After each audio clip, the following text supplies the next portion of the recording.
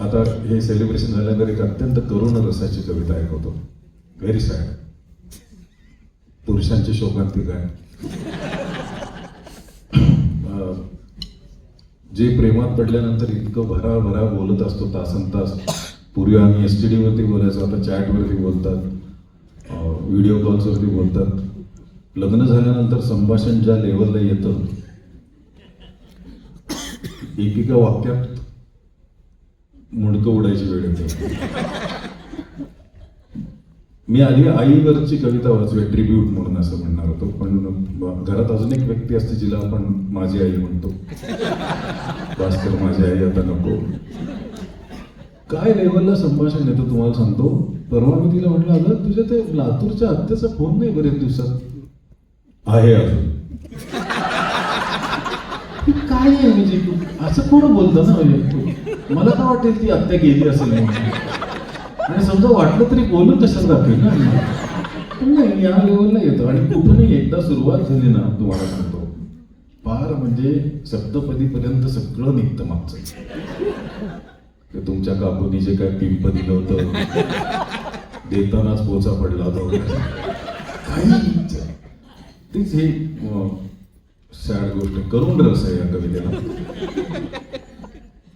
की गोष्ट तशी रोजची परंतु घटना अगदी ताजी आहे. गोष्ट तशी रोजची परंतु घटना अगदी ताजी आहे. पेपर वाचत सहज म्हणालो, आज कोणती भाजी आहे.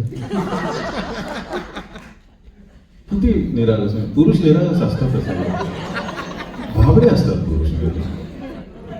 पण कशातनं काय निघतं बघा. की गोष्ट तशी रोजची परंतु घटना अगदी ताजी आहे. पेपर वाचत सहज म्हणालो, आज कोणती भाजी आहे. आधी चिमटा पडला, नंतर ठणाण वाजलं पातेल. या रिॲक्शन्स.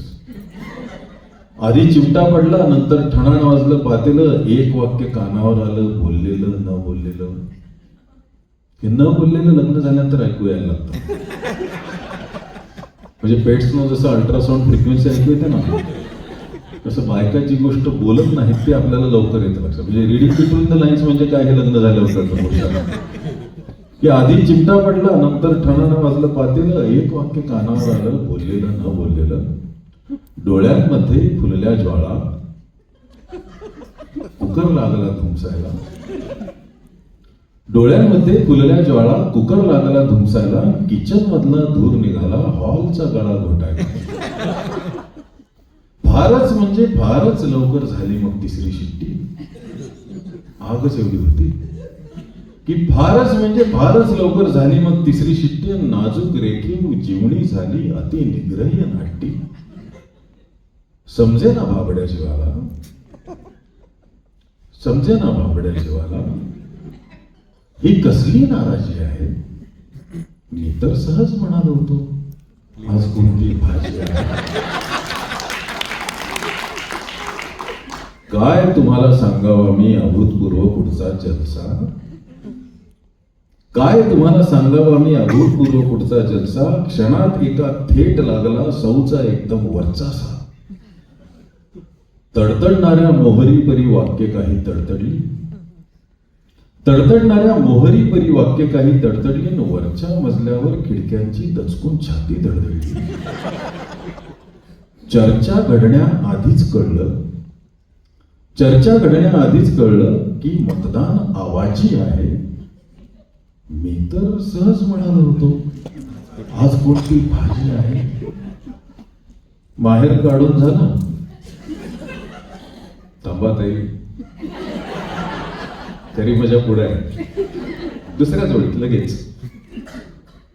माहेर काढून झालं, नंतर सासर तर गाडून झालं. हा व्हिज्युअल्स येतात की नाही. माहेर काढून झालं, नंतर सासर तर गाडून झालं. कार्पेट खालच्या वादांनाही झटकून झाडून झालं. आपल्या इंग्लिशमध्ये फ्रेज आहे, ब्रशिंग अंडर द कार्पेट. ज्या गोष्टी, ज्या arguments you cannot take it to culmination, तुम्ही ते ठेवून टाकता भांडणं सगळी कार्पेटच्या खाली. आणि एकदा कधीतरी ते काढलं की जी काय धूळ निघते. पहिल्या अॅनिव्हर्सरीला तुमच्या ताईने मला साडी दिली होती, पोतेर होतं पोतेर. मदतनीसवाल्या बाईला दिली, कामवाल्या बाईला, तर तिने सुद्धा न नेसता ती स्वतःच्या नणंदेला नेऊन दिली.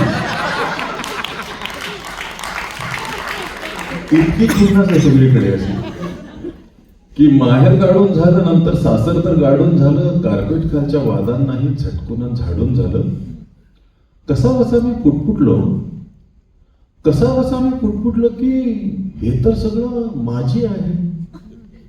किती सहज मी म्हटलं होतं आज कोणती भाजी आहे. तरी चढेना रंग म्हणून मग डोळ्यातून आलं पाणी. 2020ची लास्ट ओव्हर, इथे मॅच संपते, निकाल लागतो नवऱ्यांचा की तरी चढेना रंग म्हणून मग डोळ्यातून आलं पाणी. आणि घामेजलेलं अंग पुसत मी न्हाणीत नेली गाराणी. बादलीत खुपसून तोंड म्हणालो, बाहेर ऐकू जाऊ दे म्हणून.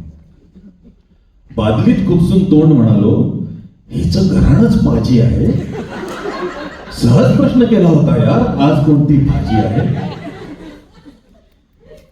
बाहेर आल्यानंतर केला नमस्कार मी देवांना. टिळा लावला कपाळासण, टाळे दोन्ही ओठांना. त्याआधी घरच्या दुर्गेला वाकून वंदन केले मी. त्याआधी घरच्या दुर्गेला वाकून वंदन केले मी. ज्वालाग्राही खोड नव्याने शीतल चंदन केले मी. झुकत झकत म्हटले, झुकत झकत म्हटले मी, स्विगी झोमॅटोला राजी आहे. सहज म्हणालो होतो बाई आज कोणती भाजी आहे. चुकले चुकले माझी आई आज कोणती